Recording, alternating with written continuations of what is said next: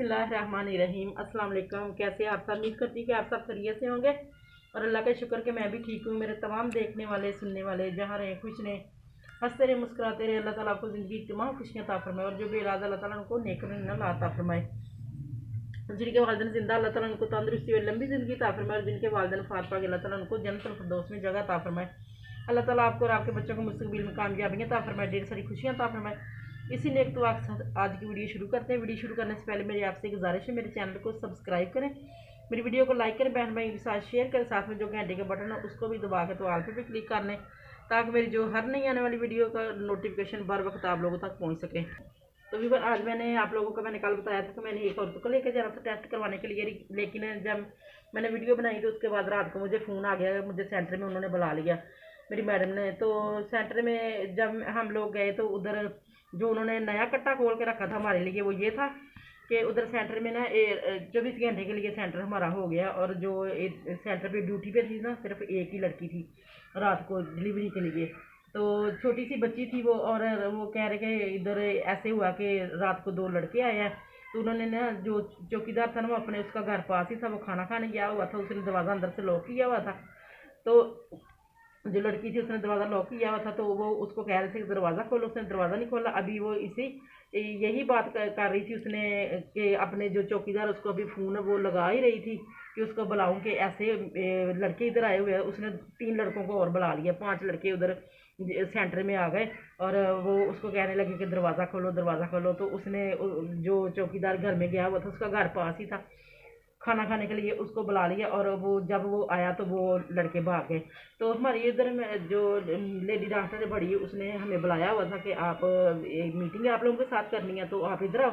जब हम लोग गए तो उन्होंने कहा था कि आप लोगों की ना 2-2 वर्कर रात को इधर आया करो और आके तो आप ना इसके पास रहा करो, क्योंकि रात को डिलीवरी वगैरह आए तो इसके पास रखो, ये अकेली होती है तो आप लोगों इसके साथ ना ड्यूटी किया करो। तो लेकिन जो सारी वर्कर थे उन्होंने कहा था ये तो हमारी ड्यूटी में शामिल नहीं है कि हम रात को इधर आएँ और आके इधर इसके पास रहें। अगर इसने नौकरी करनी है तो हम भी तो नौकरी कर रहे हैं, रात को भी कर रहे हैं, दिन को भी कर रहे हैं। इसने नौकरी करनी है तो ये अपना अरेंज खुद करे, अपनी अम्मी को साथ लेके, अपने भाई को साथ ले, किसी को भी साथ लेकर। ये हमारी ड्यूटी में शामिल नहीं। हम किस तरह से रात को आके 2-2 वर्करें तो इधर हम रात को इसके पास रहें या इधर हमारे पास। फिर उसने काफ़ी उधर बहस वगैरह होती रही। फिर उसने कहा कि अगर मैं लिख के दे दूँ पीछे दफ्तर में तो वो उधर से आर्डर आ जाए तो फिर तो आपको करना पड़ेगा। हम लोगों ने कहा कि ये तो ठीक है, मानने में बात आती है कि अगर पीछे से दफ्तर से हमें आर्डर आ जाते हैं तो फिर तो हम हमारी मजबूरी बन जाएगी, हम करेंगे, लेकिन ऐसे हम कैसे कर सकते हैं। फिर उधर के आपने डिलीवरी जब लेके आनी है, साथ आना है, ये करना वो करना है। और हर बंदा जो ना अफसर बना होता है, हर बंदा अफसर बना होता है। हम नौकरी करते हैं लेकिन नौकरी करनी इतनी आसान नहीं है, बहुत मुश्किल नौकरी करनी, किसी की गुलामी करनी। आप लोगों को पता सबसे मुश्किल काम है किसी की गुलामी करनी।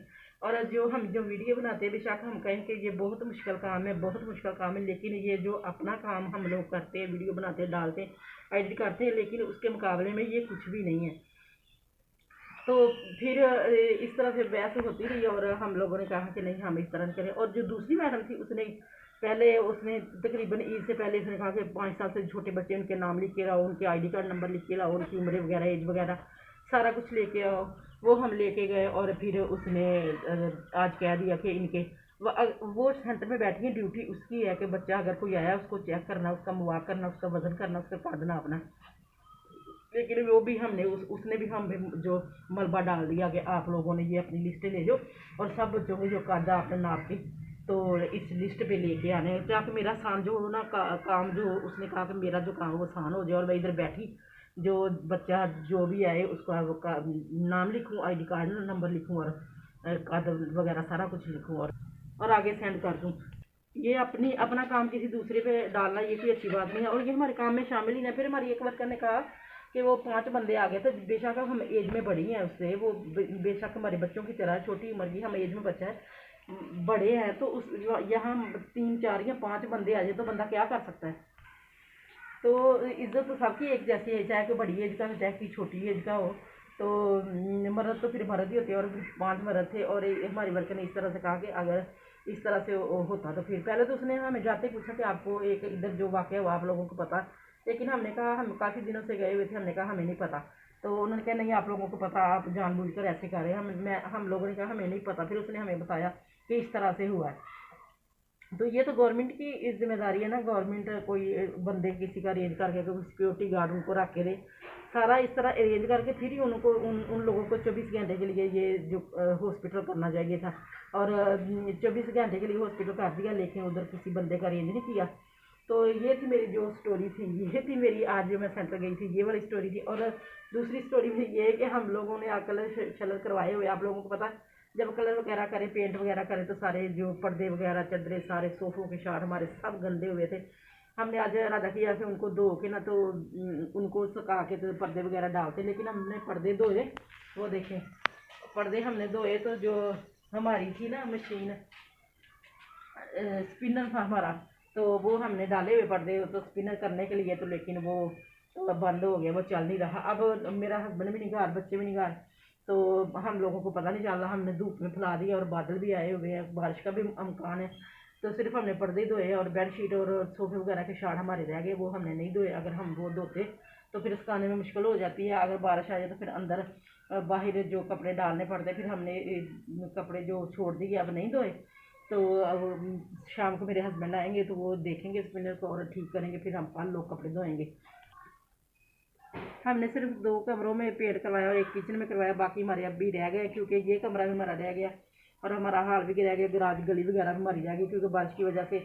और कुछ सच्ची बात में आप लोगों को भी, हमारे पास जो पैसे थे वो ख़त्म हो गए थे, तो अब फिर पैसे आएंगे तो फिर हम वो करवा लेंगे। और दूसरा बरसात का मौसम है तो बारिश आ जाती है, और कपड़े को भी इस तरह यही हाल होना है कि फिर हमने थोड़े से धोए, हमने कहा इनको पहले संभाल लें, ये खुश्क हो जाएंगे ना, पर्दे वगैरह डाल लेंगे, फिर बेड शीटें देखेंगे, क्योंकि थोड़ा संभालना आसान होता है और ज़्यादा संभालना बहुत मुश्किल होता है। हमारा आटा भी ख़त्म होने वाला है, मैंने गंदम की जो सफाई भी करनी है, और मैंने सोचा था इस दफ़ा के गंदम धो के हम लोग जो आटा पिसाई करवाएंगे आटे की, लेकिन गंदम मैं धो नहीं सकी। तो आप देखते हैं क्या होता है कि मेरा तो इरादा है कि एक थैला बाज़ार से ले आए आटे का, और फिर गंदम धो के तो अभी हम डालना शुरू कर दें, क्योंकि जिस तरह से बारिश का मौसम है इस तरह से तो फिर जो गंदम है 8-10 दिनों में वो खुश्क होगी। तो आप लोगों को मैं दिखाती हूँ, बारिश शुरू हो गई है, ये देखें हल्की हल्की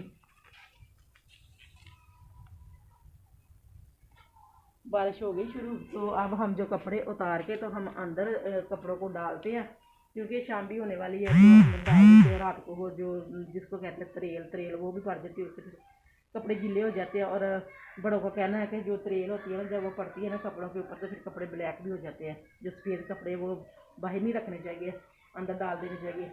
तो व्यूअर ये थी मेरी आज की वीडियो। तो इसी के साथ ही मैं आज की वीडियो ख़त्म करती हूँ। कल एक नई वीडियो के साथ आपकी खिदमत में हाजिर होंगे। हंसते रहो, मुस्कुराते रहो, खुश रहो। अल्लाह हाफिज़।